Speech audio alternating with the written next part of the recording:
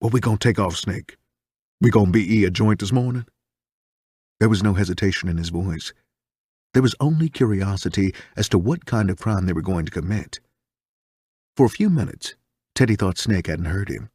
He continued to drive without answering until he pulled up the ramp leaving the expressway. "We gon' crash a joint this morning, baby. Crash, crash, crash." Without warning, Teddy's stomach started to act up. He could feel butterflies taking off inside him. For a moment, he feared he might lose his dinner. It wasn't really fear, even though he had never crashed a joint before. He was too much a dope fiend to have an actual fear of breaking the law. It was the idea of the rip. He was up on what he had to do. He'd been around too long not to know what a crash meant. He was aware that, when you crashed, the whole thing depended on speed, if you didn't want to get caught in a freak bust. He watched the neighborhood closely as Snake drove slowly through an all-white suburb. Snake turned up into a shopping center that was well lit but deserted. He parked in front of an appliance store with a large display of portable television sets and radios. After furtively glancing around, both men stepped from the car.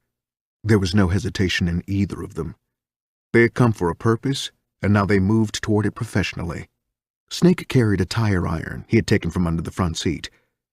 "As soon as that goddamn light changes and that car pulls off, I'm going to take care of business, Teddy. When you go in the window, man, don't hand me nothing but portable TVs, baby." His voice was hoarse with excitement. With a quick nod, Teddy agreed, never taking his eyes from the street and the car at the light. As soon as the light changed and the car pulled away, he heard a crash. Most of the front window of the store began to fall out. With 3 quick blows, Snake had the window clear of glass. Before the sound of falling glass had diminished, Teddy was through the window. He returned almost instantly and pushed 2 television sets towards the waiting hands. When Snake returned from the car, there were 2 more waiting for him. He rushed back to the car with them in his arms. Quickly, the back seat of the car filled with the sets. "No more room, Teddy," he yelled, taking 2 more television sets and running for the car. He was still trying to find room for them in the front seat when Teddy joined him, carrying 4 transistor radios.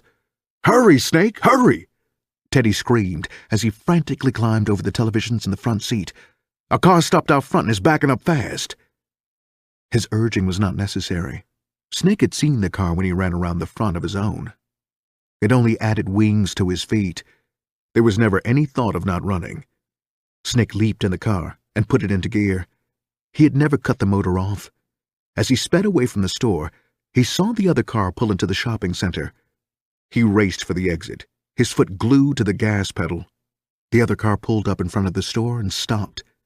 Teddy, leaning out the window watching, yelled, "Take it easy, baby. It was just some old fake kids. I think they're getting in on the action." "You sure, Teddy? You sure?" Snake asked anxiously as he pulled out onto the street.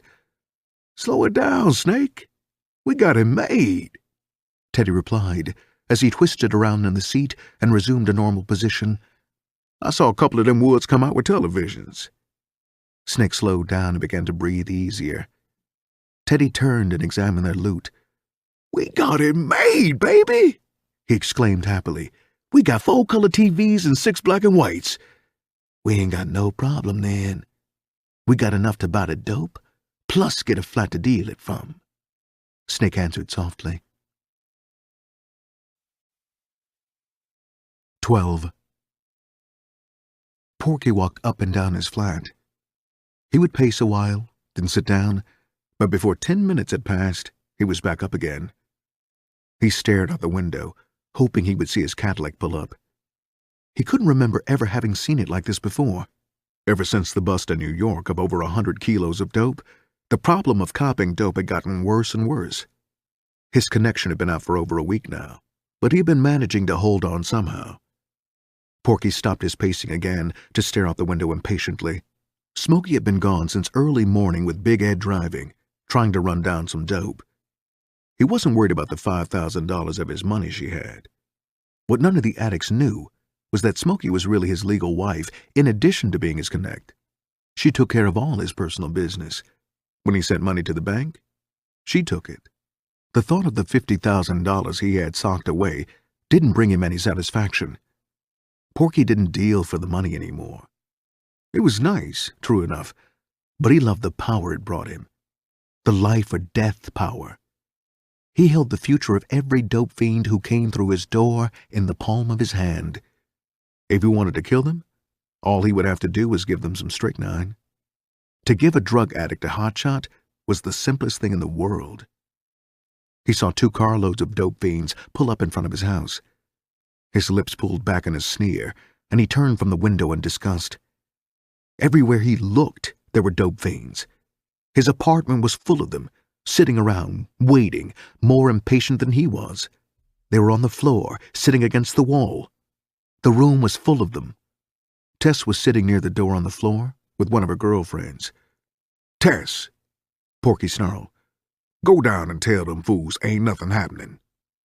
She got up from the floor and did as she was bidden. She was well aware that now was not the time to get smart. Like most of the other addicts, she figured that if any of the pushers scored sometime soon, it would be Porky. They all knew Smokey was out trying to get down, and with the oil burner she had on her back, there was little doubt about her taking care of business. If there was any dope in the city, she would find it. Before the addicts could reach the front porch, Tess stepped out of the door in front of them. "Y'all might as well save yourselves a trip, 'cause Porky ain't got no stuff." As they stopped and stared up at her stupidly, she quickly added, "He also said to tell you he ain't got no room for y'all to lay around and wait, so keep on pushing." As the crowd of junkies turned around to leave, someone in the crowd called her a bitch. Tess just stared without anger. She knew how they felt, because she felt the same way. Her nose and eyes were running, while her bowels had become undependable. When she sat down, she felt like getting up, and as soon as she got up, she felt like lying down.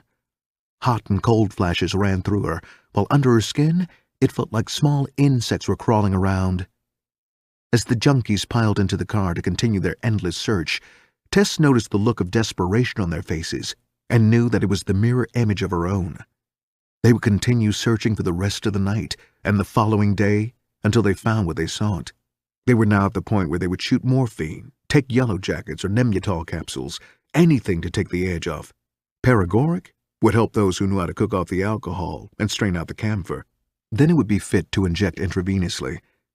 Many of those upstairs had already bought cough medicine with cocaine in it, while the few fortunate ones had come with some Dilaudid, and others had some precious Dianine. Methadone pills were selling for $3 a pill, number 10s, while number 5s were bringing $2. Tess's stomach lurched as she gaped at the long midnight blue Cadillac pulling up out front.